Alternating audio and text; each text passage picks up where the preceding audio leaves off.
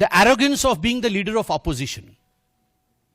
ये leader of opposition बनने का जो एरोगेंस है राहुल गांधी का, यह केवल पार्लियामेंट के अंदर नहीं झलकता है, उनकी बेवकूफी अमेरिका में भी झलकी है।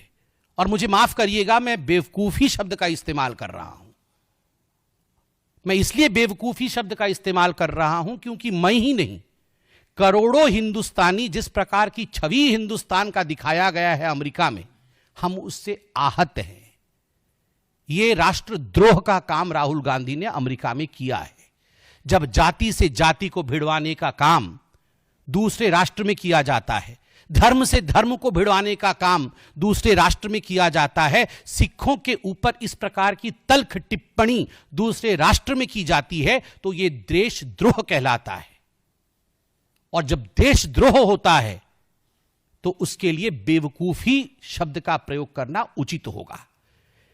तो इंडी अलायंस में किसी ने पूछा ये इंडिया है तो फिर ए क्या है, तो राहुल बाबा कुछ देर सोचते रहे कि ए क्या है। कुछ देर सोचने के बाद उनको याद आया कि ए अलायंस है। आज उजागर में करता हूं कि आखिर राहुल बाबा ये 5-7 मिनट क्यों सोचते रहे कि ए क्या है। कहीं ना कहीं राहुल बाबा सोच रहे थे ए फॉर अपीजमेंट है, ए फॉर अपराध है, या ए फॉर एरोगेंस है। क्योंकि आज अगर इंडी अलायंस में देखा जाए तो सही मायने में आज 3 विषयों को लेकर यह प्रेस कॉन्फ्रेंस हो रहा है। ए फॉर अपराध, आज टीएमसी का अपराध बंगाल में। ए फॉर अपीजमेंट, आज कांग्रेस पार्टी का अपीजमेंट शिमला हिमाचल प्रदेश में।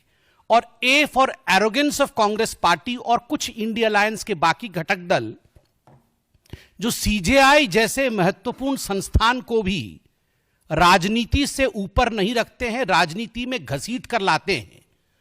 गणपति पर्व जैसे महत्वपूर्ण पर्व को भी राजनीति से ऊपर नहीं रखते हैं, राजनीति में घसीट के लाने का एरोगेंस उनके मन में होता है। तो today's press conference is on 3 A's: A for अपराध, A for appeasement and A for arrogance.